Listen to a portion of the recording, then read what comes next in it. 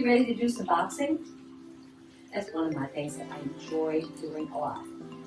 It's really great for us. It makes us feel stronger. It almost gives us a little bit of gusto that we didn't have before. So let's start out with boxing. Now, boxing always starts on the left foot. When you bring your foot out, I want you to bring it forward and get a good step out there depending on your ability. Your goal is to have your weight distributed between your front and your back foot with some nice soft knees with good form. You want to use your belly muscles here. And we're going to start out with punches. There are 6 of them.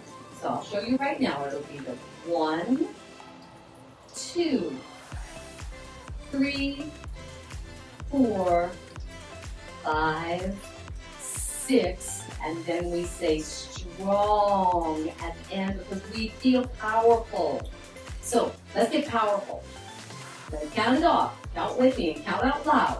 1, 2, 3, 4, 5, 6.